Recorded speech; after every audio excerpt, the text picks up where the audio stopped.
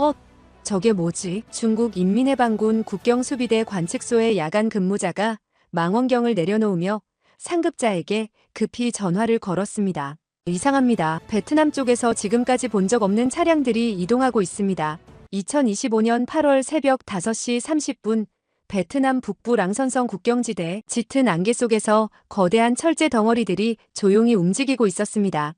바로 어제 한국에서 도착한 47톤의 무게를 자랑하는 K9 자주포 20대가 은밀하게 중국 국경에서 불과 30km 떨어진 전략 고지로 이동 중이었습니다. 이것은 공산권 국가 최초로 한국에 K9 수출이 된 순간이며 동남아시아의 군사 균형추가 완전히 뒤바뀌기 시작한 사건입니다. 안녕하세요. 저는 마이클 톰슨입니다. 미 국방정보국에서 15년째 동남아시아 군사 동향을 분석하고 있습니다.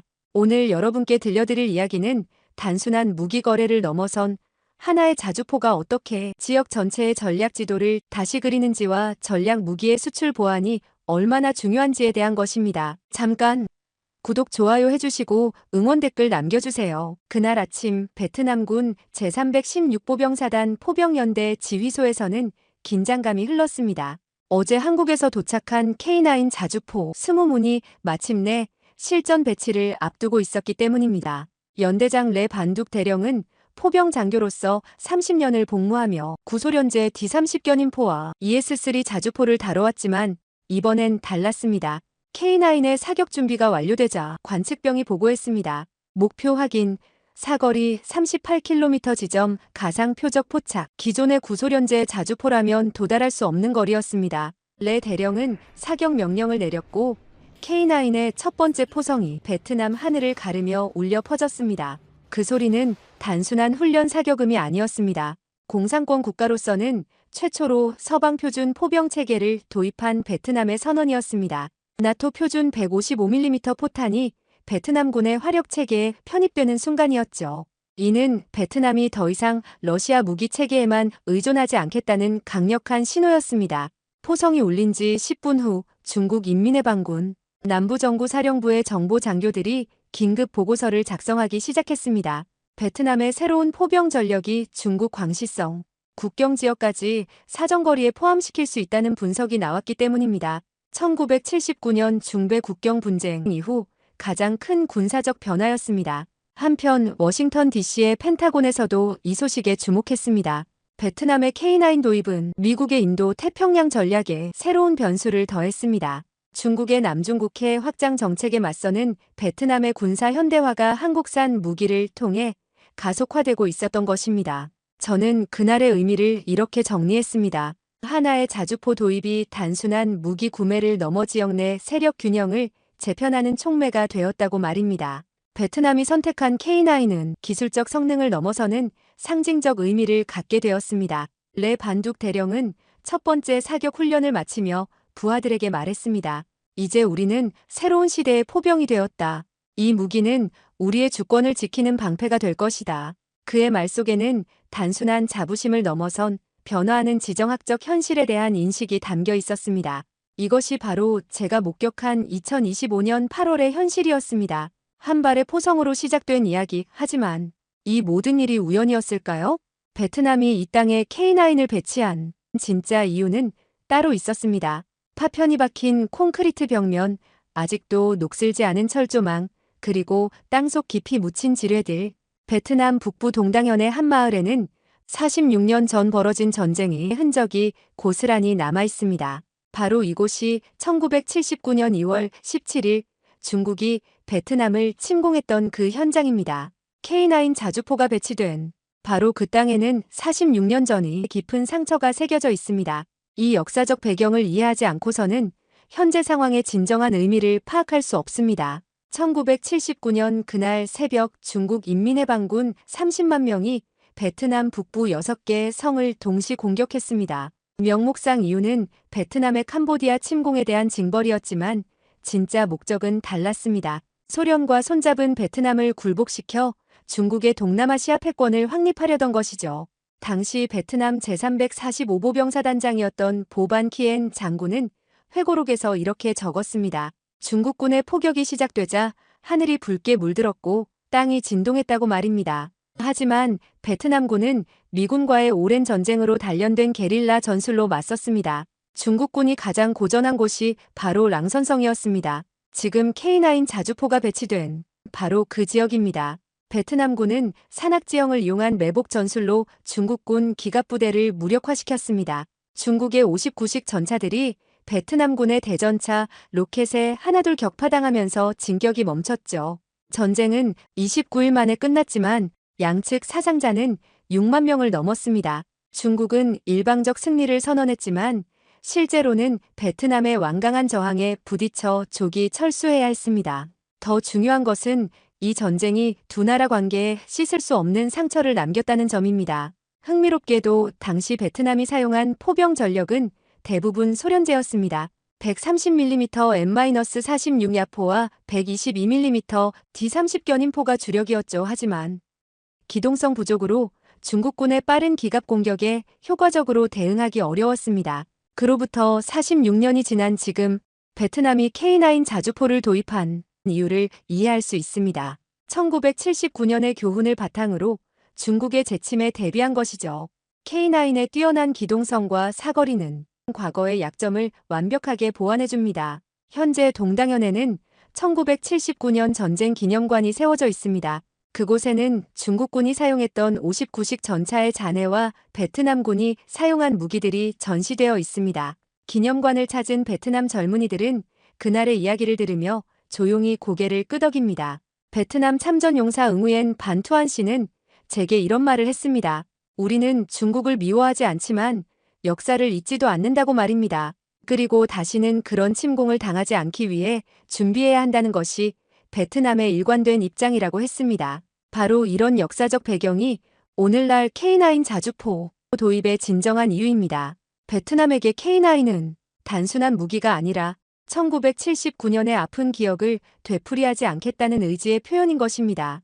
그 강철 덩어리 안에는 46년 전 흘린 피와 눈물의 기억이 고스란히 새겨져 있습니다. 그런데 왜 하필 한국이었을까요? 반세기 동안 소련-러시아의 든든한 후원자였던 베트남이 갑자기 마음을 바꾼 이유는 무엇이었을까요? 2022년 2월 24일 오전 러시아가 우크라이나를 침공한 바로 그 순간 하노이의 베트남 국방부에서는 비상회의가 열리고 있었습니다. 회의실 한쪽 벽에는 거대한 세계 지도가 걸려 있었고 그 위에는 베트남이 도입한 러시아제 무기들의 현황이 빨간 점으로 표시되어 있었습니다. 문제는 그 빨간 점들이 너무 많았다는 것입니다. 베트남이 어떻게 50년간 지켜온 러시아와의 군사 협력을 포기하고 한국이라는 예상 밖의 파트너를 선택하게 되었는지 그 드라마틱한 과정을 분석해 보겠습니다. 베트남군의 무기 구성을 보면 놀라울 정도로 러시아에 편중되어 있습니다. 킬로급 잠수함 6척, Su-30 전투기 36대, T-90 전차 64대, BM-21, 다연장 로켓포 등 주요 전력의 80% 이상이 러시아제였습니다. 이는 베트남 전쟁 이후 소련-러시아와 맺은 반세기 동맹의 결과였죠. 하지만 2022년 우크라이나 전쟁이 모든 것을 바꿨습니다. 서방의 강력한 제재로 러시아는 자국 전쟁 수행도 벅찬 상황이 되었고 베트남 등 우방국에 대한 무기 공급과 기술 지원이 크게 줄어들기 시작했습니다. 더 심각한 문제는 부품 공급 중단이었습니다. 베트남 공군의 Su-30 전투기 가동률이 평소 70%에서 40%로 떨어진 것도 이 때문입니다. 러시아제 엔진 부품과 전자장비 교체가 불가능해진 것이죠. 킬로급 잠수함 역시 마찬가지였습니다. 정밀 센서와 어뢰 시스템 업그레이드가 무기한 연기되면서 베트남 해군의 수중 전력에 공백이 생겼습니다. 바로 이 시점에서 베트남 국방부는 중대한 결단을 내립니다. 무기 공급원의 다변화입니다. 그리고 첫 번째 타겟이 된 것이 바로 한국이었습니다. 2022년 8월 베트남 국방차관 응우옌치 빈이 서울을 극비리에 방문했습니다. 표면적으로는 한배 수교 30주년 기념 행사 참석이었지만 실제 목적은 달랐습니다. 한국의 K9 자주포와 천공 방공 미사일 시스템에 대한 기술 브리핑을 받기 위해서였죠. 한국 측에서 브리핑을 담당한 한화에어로스페이스 관계자는 당시 상황을 이렇게 회상했습니다. 베트남 측이 가장 놀라워한 것은 K9의 완전 자동화 사격 시스템이었다고 합니다. 러시아제 ES-3 아카치아 자주포와 비교해 사격 속도가 3배 빨랐고 사거리도 훨씬 뛰어났거든요. 더 결정적이었던 것은 정치적 고려사항이었습니다. 한국은 베트남에게 이상적인 파트너였습니다. 미국이나 유럽 국가들처럼 인권 문제로 베트남을 압박하지도 않았고 중국처럼 영토 분쟁으로 갈등하지도 않았습니다. 무엇보다 한국의 무기 체계는 나토 표준과 호환되면서도 러시아제보다 훨씬 신뢰할 수 있었습니다. 한국이 베트남에게 제시한 조건도 매력적이었습니다. 단순히 완제품만 파는 것이 아니라 기술 이전과 현지 정비 능력까지 함께 제공한다는 것이었죠. 이는 러시아가 절대 허용하지 않았던 부분이었습니다. 2023년 11월 베트남 포병사령관 응우에연 홍퐁 준장이 경남 창원의 한화에어로스페이스 공장을 방문했을 때의 일화가 인상적입니다. K9 자주포의 실제 생산 과정을 직접 보며 그는 동행한 참모들에게 이렇게 말했다고 합니다. 이것이 우리가 원하던 바로 그 기술이라고 말이죠. 베트남의 선택은 단순한 무기 구매를 넘어선 전략적 결정이었습니다. 반세기 동안 지속된 러시아 의존에서 벗어나 진정한 국방 자주성을 확보하려는 의지의 표현이었던 것입니다. 그리고 마침내 2025년 8월 K9 자주포가 베트남에 도착하며 이 변화가 현실이 되었습니다. 하지만 이 결정에는 예상치 못한 위험이 도사리고 있었습니다. 베트남과 북한 사이에는 여전히 끊어지지 않은 끈이 있었거든요. 2024년 9월 어느 날 저녁 하노이 노이바이 국제공항에서 평양행 고려항공 여객기가 조용히 이륙했습니다. 승객 명단에는 황수원 지엔 베트남 국방부 차관의 이름이 적혀 있었습니다. 표면적 목적은 베트남 조선 수교 75주년 기념행사 참석이었지만 그의 서류 가방 안에는 훨씬 민감한 문서들이 들어 있었습니다. 당시만 해도 베트남의 K9 도입은 검토 단계였습니다. 하지만 북한은 이미 이 가능성에 주목하고 있었던 것입니다. 베트남의 K9 도입이 어떻게 예상치 못한 경로를 통해 북한에게 새로운 기회를 제공할 가능성이 있는지 살펴보겠습니다. 많은 사람들이 놓치고 있는 사실이 하나 있습니다. 베트남과 북한은 여전히 혈맹 관계라는 것이죠. 1950년 한국 전쟁 때 북한을 지원했던 베트남은 지금도 북한과 긴밀한 군사 협력을 유지하고 있습니다. 매년 양국 간 군사 교류는 계속되고 있고 특히 기술 분야에서의 협력은 외부에 거의 공개되지 않습니다. 실제로 지난해 황수원 지엔 베트남 국방부 차관이 북한을 방문해 김민석 북한 국방성 부상과 회담을 했습니다. 이 자리에서 양국은 군사기술과 방위산업 등 군사 분야 협력을 논의했다고 공식 발표했습니다. 더욱 주목할 점은 올해 1월 르엉 끄엉 베트남 주석이 북한과 수교 75주년을 기념해 김정은에게 축전을 보내며 2025년 베트남 조선 친선회의 가동을 선포하게 된 것을 기쁘게 생각한다고 말한 것입니다. 바로 이런 배경 때문에 K9 자주포 기술이 북한으로 흘러갈 수 있다는 우려의 목소리가 나오고 있는 것입니다. 이런 공식적인 협력 외에도 제가 입수한 정보에 따르면 현재 베트남에는 비공식적으로 활동하는 북한 기술자들이 12명 있습니다. 표면적으로는 민간 연구소나 대학교에 소속되어 있지만 실제로는 모두 군사 관련 배경을 가진 인물들입니다. 이들 중 상당수는 1990년대 북한이 베트남에 스커드 미사일을 수출할 때부터 관계를 맺어온 베테랑들입니다.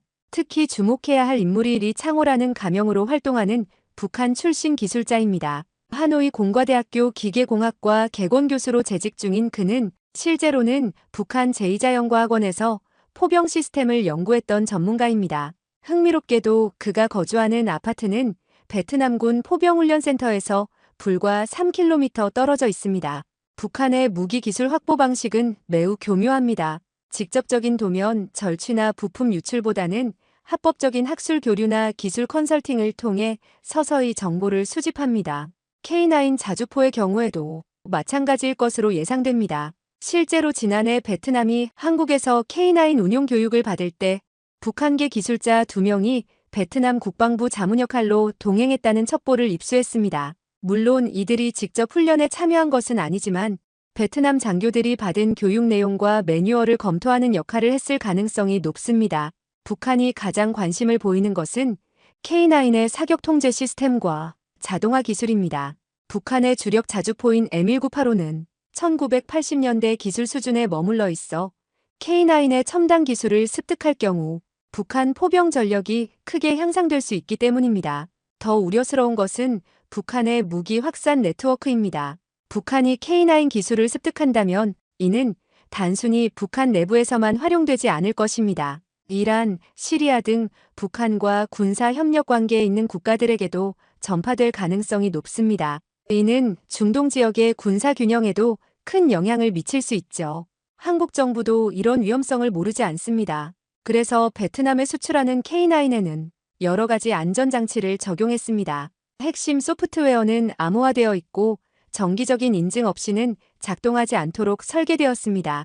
또한 정비용 부품과 소프트웨어 업데이트는 모두 한국을 통해서만 가능합니다. 하지만 북한의 기술 해킹 능력을 과소평가해서는 안 됩니다. 사이버 공격을 통한 기술 탈취는 물론 인간정보원을 통한 내부 정보 수집까지 다양한 방법을 동원할 것으로 예상됩니다. 황수원 지엔 차관이 평양에서 김민석 북한 국방성 부상과 만났을 때 구체적으로 어떤 대화를 나눴는지는 공개되지 않았습니다. 하지만 그 회담 이후 베트남과 북한이 2025년을 베트남 조선 친선의 해로 선포하고 군사기술 분야 협력을 더욱 확대하기로 합의한 것은 분명한 사실입니다. 이는 한국의 K9 수출이 예상치 못한 복잡한 변수를 만들어내고 있음을 보여줍니다. 베트남의 국방력 강화라는 긍정적 목표와 북한의 기술 확산이라는 부정적 위험이 동시에 존재하는 딜레마 상황이 된 것입니다. 그런데 더 큰 문제가 있었습니다. 현대전에서 가장 위험한 것은 사이버 전쟁입니다. 베트남 국방부 제316보병사단 통신실에서 빨간 경고등이 깜빡이기 시작했습니다. 2025년 8월 25일 오후 4시 보안 담당자 응우엔 반둑 중위가 모니터를 보며 급하게 상급자를 불렀습니다. 대령님, 이상합니다. 외부에서 우리 내부 네트워크에 접근하려는 시도가 감지됩니다. 그 순간부터 72시간 동안 베트남의 K9 운용 기밀을 둘러싸고 보이지 않는 전쟁이 벌어졌습니다. 현대전에서 가장 위험한 것은 핵미사일도 스텔스 전투기도 아닙니다. 바로 사이버 공간에서 벌어지는 보이지 않는 침투전입니다. 21세기 군사기밀이 어떻게 광 케이블 하나를 통해 순식간에 유출되는지 그 충격적인 현실을 보여드리겠습니다.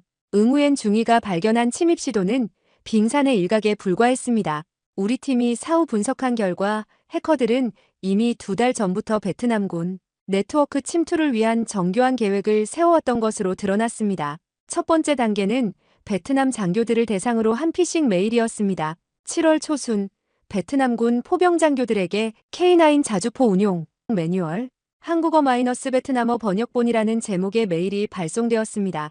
발신자는 마치 한국 한화에어로스페이스에서 보낸 것처럼 위장되어 있었습니다. 23명의 장교가 이 메일의 첨부 파일을 열었고 그중 8대의 군용 컴퓨터가 악성 코드에 감염되었습니다. 감염된 컴퓨터들은 마치 잠자는 세포처럼 평상시에는 아무 이상을 보이지 않았습니다. 하지만 8월 K9 자주포가 실제 배치되자 이들은 일제히 활동을 시작했습니다.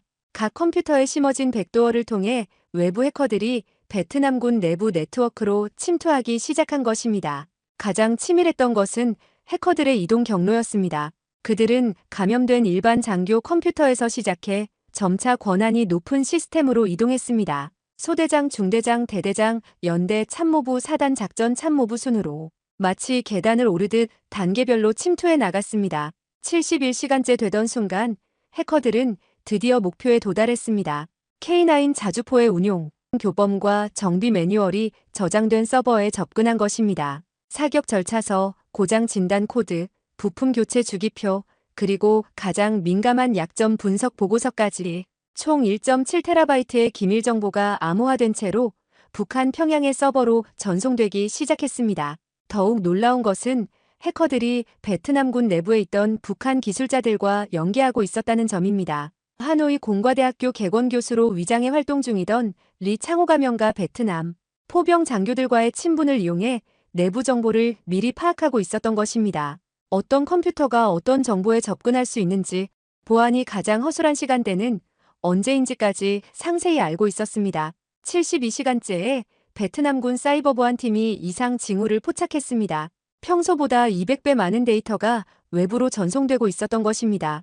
긴급히 네트워크가 차단되었지만 이미 전체 정보의 92%가 유출된 후였습니다. 가장 충격적인 것은 해커들의 정체였습니다. 추적 결과 이들은 북한 정찰총국 산하 91부대 소속으로 밝혀졌습니다.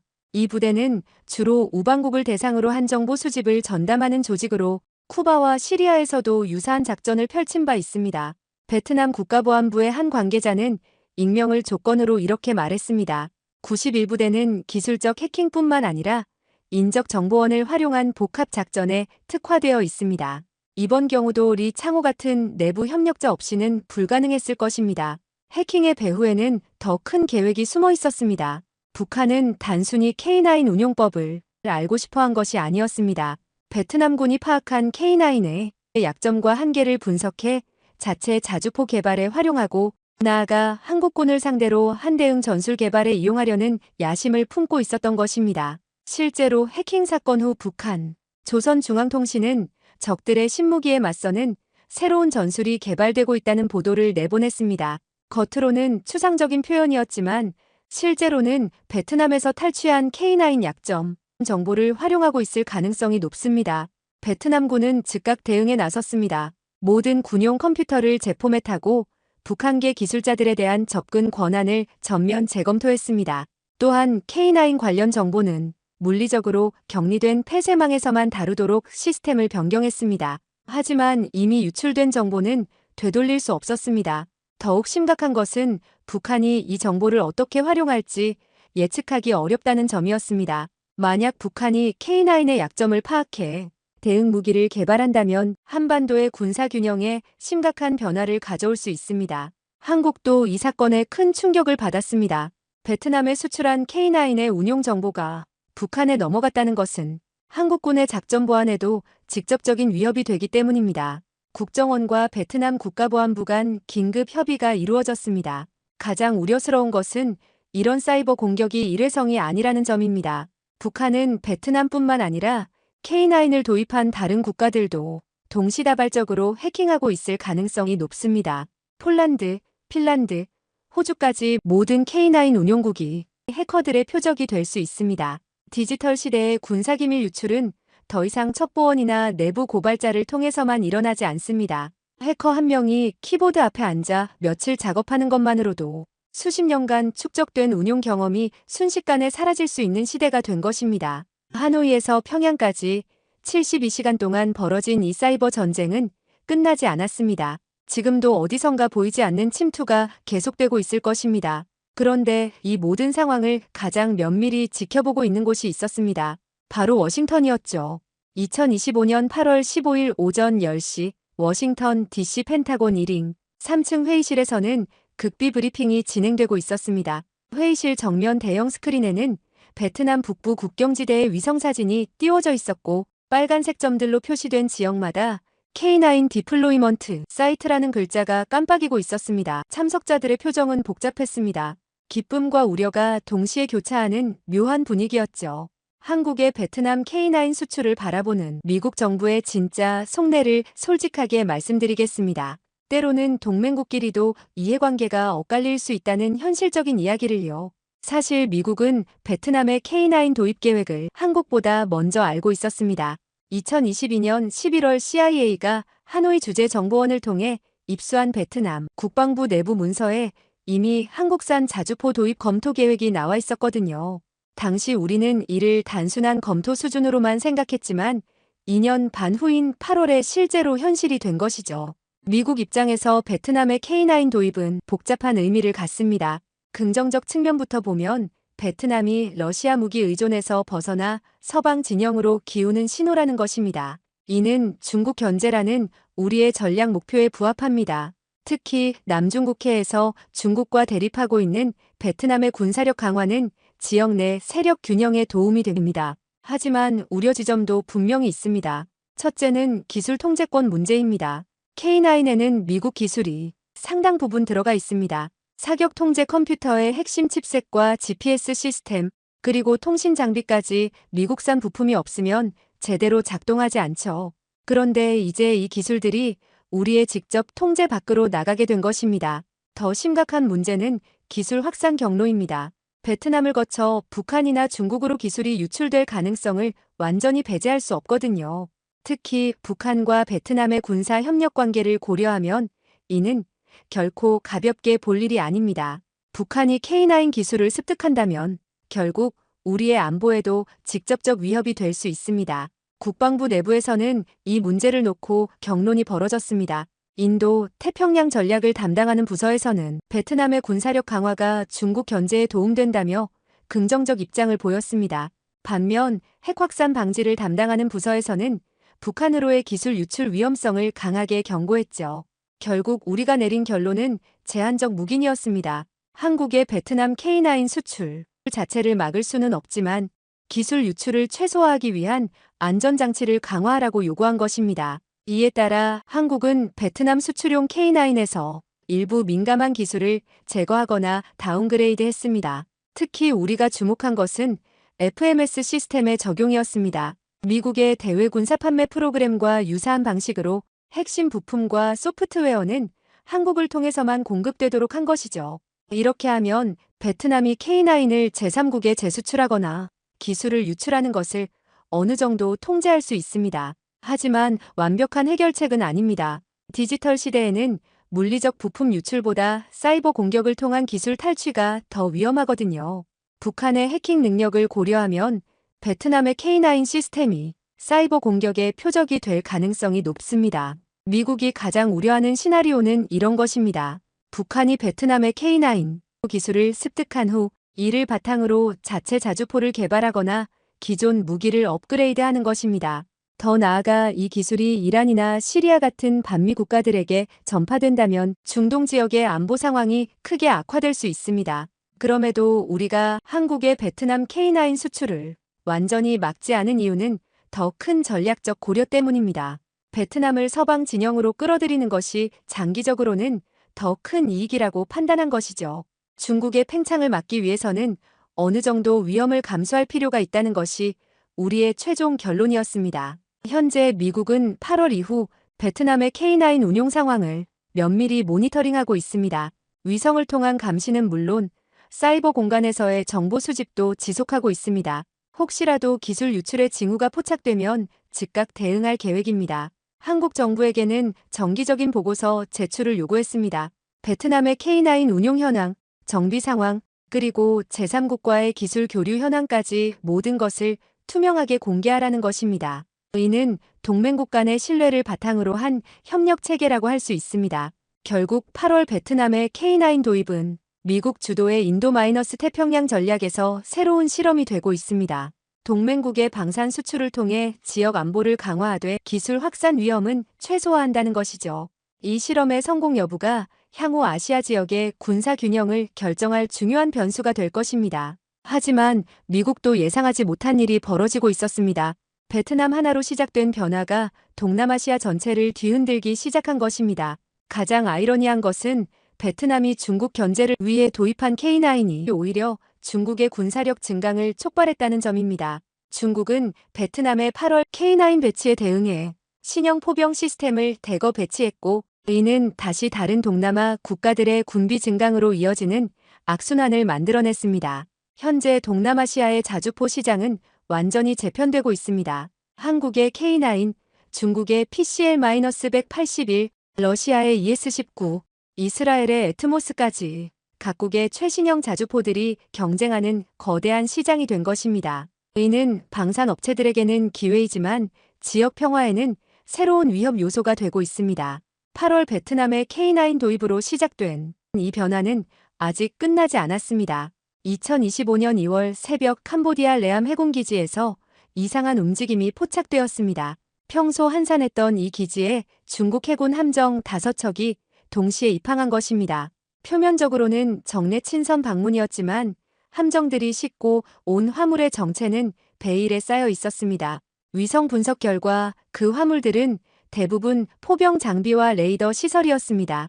당시만 해도 베트남의 K9 도입은 아직 협상 단계였습니다. 하지만 중국은 이미 변화의 바람을 감지하고 선제적으로 움직이고 있었던 것입니다. 베트남의 K9 도입이 8월 현실화된 후 도미노 효과는 예상보다 훨씬 빠르게 나타났습니다. 한 대의 K9 자주포가 어떻게 동남아시아 전체의 군사 지형을 뒤바꿔 놓았는지 그 놀라운 도미노 효과를 보여드리겠습니다. 베트남의 K9이 8월 실전 배치된 후 가장 먼저 반응한 것은 라오스였습니다. 베트남과 1000km가 넘는 국경을 맞대고 있는 라오스는 즉각 중국에 군사 지원을 요청했습니다. 라오스군의 주력 포병 전력이 1960년대 구소련제 D-30 견인포에 머물러 있어 베트남의 K9에 비해 현저히 열세였기 때문입니다. 중국의 대응은 신속했습니다. 9월 들어 중국은 라오스에 PCL-181 자주포 12문을 무상 공급하기로 합의했습니다. 155mm 구경에 사거리 40km로 K9과 거의 동등한 성능을 자랑하는 최신형 무기였죠. 이로써 베트남-라오스 국경 지역에는 새로운 포병 전력 대결 구도가 형성되었습니다. 더 복잡한 상황은 태국에서 벌어졌습니다. 태국은 오랫동안 미국과 중국 사이에서 균형 외교를 펼쳐온 국가인데 베트남의 K9 도입으로 인해 어려운 선택을 강요받게 되었습니다. 태국군 내부에서는 K9 도입을 검토해야 한다는 목소리와 중국과의 관계를 고려해 신중해야 한다는 의견이 팽팽히 맞섰습니다. 결국 태국이 내린 결론은 기술적 중립이었습니다. K9도 PCL-181도 도입하지 않는 대신 자체적으로 애트모스 2000 자주포를 이스라엘에서 도입하기로 한 것입니다. 이는 미국도 중국도 아닌 제3의 선택지를 통해 군사균형을 유지하려는 고민의 결과였습니다. 인도네시아의 반응은 또 달랐습니다. 베트남의 K9 도입 소식을 듣고 자국의 방산업체들이 긴급히 움직이기 시작했습니다.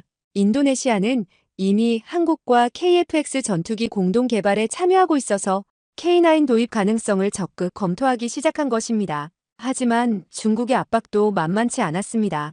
가장 극적인 변화는 필리핀에서 일어났습니다. 남중국해 분쟁으로 중국과 첨예하게 대립하고 있는 필리핀은 베트남의 8월 K9 도입을 자국의 기회로 판단했습니다.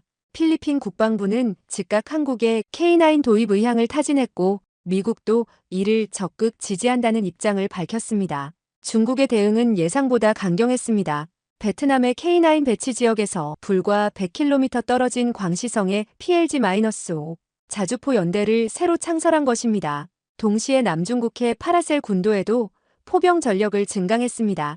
이는 베트남의 군사력 증강에 맞서는 명확한 대응 메시지였습니다. 더욱 주목할 점은 러시아의 반응이었습니다. 전통적 우방인 베트남이 러시아 무기를 버리고 한국 무기를 선택한 것에 대해 러시아는 공개적으로는 이해한다는 입장을 보였지만 실제로는 다른 동남아 국가들에 대한 무기 공급을 늘리기 시작했습니다. 특히 미얀마와 캄보디아에 대한 군사 지원을 확대했죠. 이런 연쇄 반응의 결과로 동남아시아는 완전히 새로운 군비 경쟁 구도에 들어서게 되었습니다. 과거에는 주로 해군력과 공군력 중심이었던 경쟁이 이제는 지상 포병 전력까지 확산된 것입니다. 각국이 앞다퉈 최신형 자주포를 도입하면서 지역 전체의 군사비가 급증했습니다. 아세안 사무총장 까오 김흥은 지난달 기자회견에서 이런 우려를 표명했습니다. 동남아시아가 새로운 군비 경쟁의 소용돌이에 빠져들고 있다며 이는 지역 평화에 도움이 되지 않는다고 말했습니다. 하지만 각국의 안보 불안이 워낙 커서 쉽게 해결될 문제는 아니어 보입니다. 가장 아이러니한 것은 베트남이 중국 견제를 위해 도입한 K9이 오히려 중국의 군사력 증강을 촉발했다는 점입니다. 중국은 베트남의 K9에 대응해 신형 포병 시스템을 대거 배치했고 이는 다시 다른 동남아 국가들의 군비 증강으로 이어지는 악순환을 만들어냈습니다. 현재 동남아시아의 자주포 시장은 완전히 재편되고 있습니다. 한국의 K9, 중국의 PCL-181, 러시아의 ES-19, 이스라엘의 애트모스까지 각국의 최신형 자주포들이 경쟁하는 거대한 시장이 된 것입니다. 이는 방산업체들에게는 기회이지만 지역 평화에는 새로운 위협 요소가 되고 있습니다. 베트남의 K9 도입으로 시작된 이 변화는 아직 끝나지 않았습니다. 앞으로 이 지역의 군사균형이 어떻게 재편될지, 그리고 한국이 이 새로운 경쟁 구도에서 어떤 역할을 할지가 동남아시아의 미래를 결정할 것입니다. 2025년 9월 2일 오후 2시 평양순환공항에서 의심스러운 움직임이 포착되었을 가능성이 있습니다. 고려항공 여객기 한 대가 하노이에서 도착했는데 승객 중에 정체불명의 기술자들이 포함되어 있었을지도 모른다는 첩보가 바로 어제 워싱턴에 도착했습니다. 혹시 그들의 수화물에 민감한 기술 정보가 들어있었을까요? 그리고 오늘 또 다른 놀라운 소식이 전해졌습니다. 지금 제 책상 위에는 북한 관련 각종 첩보들이 쌓여 있는데요. 그 내용들은 여러분의 상상을 뛰어넘는 가능성들을 암시하고 있습니다. 북한이 베트남으로부터 K9 관련 기술 정보를 확보하려 시도하고 있을 가능성까지는 어느 정도 예상 범위 내였습니다. 하지만 진짜 우려스러운 것은 따로 있었습니다. 만약 북한이 이런 기술을 습득한다면 이를 러시아에 역수출할 가능성도 배제할 수 없다는 분석이었습니다. 우크라이나 전쟁으로 포병 전력에 큰 손실을 입은 러시아가 그런 제안에 관심을 보일지도 모른다는 우려가 전문가들 사이에서 나오고 있습니다. 상황은 더욱 복잡해질 것으로 예상됩니다.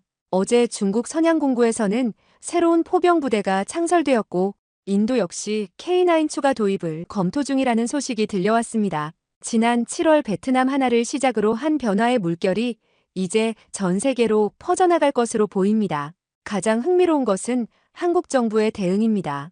표면적으로는 평정심을 유지하고 있지만 내부적으로는 8월 수출 이후 급변하는 상황에 비상계획을 가동했다는 정보를 입수했습니다.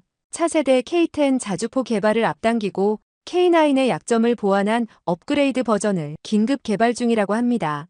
그런데 어젯밤 더욱 놀라운 소식이 들어왔습니다. 베트남군이 K9으로 비밀 실사격 훈련을 실시했는데 그 표적이 중국 국경에서 불과 5km 떨어진 지점이었다는 것입니다. 우연의 일치일까요? 아니면 의도된 메시지일까요? 중국의 반응은 즉각적이었습니다. 광시성 국경지대에 미사일 부대를 추가 배치했고 베트남에 강력한 항의를 제기했습니다. 하지만 베트남은 정례 훈련이라며 시치미를 떼고 있습니다. 1979년 이후 가장 긴장된 순간이 다가올 것 같습니다. 이런 와중에 예상치 못한 플레이어가 등장했습니다. 바로 일본입니다. 일본 방위성이 베트남과의 방산 협력을 논의하기 위해 극비리에 접촉했다는 정보가 어제 확인되었습니다. 한국의 K9에 대항해 일본의 19식 자주포를 동남아시아에 수출하려는 계획으로 보입니다. 더욱 놀라운 것은 터키의 움직임입니다. 터키가 자국산 T-155 베트남에 제안했다는 소식이 들려왔는데 이는 나토 회원국과 공산권 국가 간 최초의 직접 방산 거래가 될 수 있습니다. 지정학적 지각 변동이 현실이 되고 있는 것입니다. 한편 실리콘밸리의 한 AI 스타트업에서는 흥미로운 분석 결과를 내놓았습니다. 베트남의 K9 운용 패턴을 분석한 결과 기존의 러시아식 교리가 아닌 완전히 새로운 전술을 구사하고 있다는 것입니다. 이는 K9이 단순한 무기 교체를 넘어 전쟁 양상 자체를 바꾸고 있음을 의미합니다. 그런데 가장 우려스러운 것은 오늘 오전에 들어온 첩보입니다. 이란이 베트남을 통해 K9 관련 정보를 입수하려 시도할 가능성이 있다는 보고였습니다. 혹시 이란의 관련 인사들이 민간인 신분으로 하노이에 접근을 시도하고 있을지도 모른다는 것이죠. 만약 이런 시나리오가 현실이 중동의 군사 균형까지 흔들릴 수 있습니다. 이 모든 상황을 지켜보며 한 가지 분명해진 것이 있습니다. 베트남의 K9 도입은 끝이 아니라 시작이었다는 점입니다. 우리는 지금 새로운 냉전의 서막을 목격하고 있는 것일까요? 아니면 다극화된 세계 질서의 탄생을 보고 있는 것일까요? 어젯밤 베트남군 정찰위성이 포착한 이상한 움직임도 있습니다. 중국 남해함대 소속 구축함 4척이 베트남 해상 경계선 근처에서 기이한 항로를 그리며 이동하고 있다는 것입니다. 단순한 훈련일까요? 아니면 무언가 더 큰 계획의 일부일까요? 오늘 오후 한국 청와대에서는 긴급 안보회의가 열렸다고 합니다. 8월 베트남 K9 수출에 예상치 못한 파급 효과들을 논의하기 위해서라고 하는데 어떤 결론이 나올지 궁금합니다. 그리고 바로 지금 이 순간에도 베트남 북부 국경지대의 K9 자주포들은 조용히 서 있습니다. 마치 다음에 벌어질 일을 기다리고 있는 듯이 말이죠. 과연 이 이야기는 어떻게 끝날까요?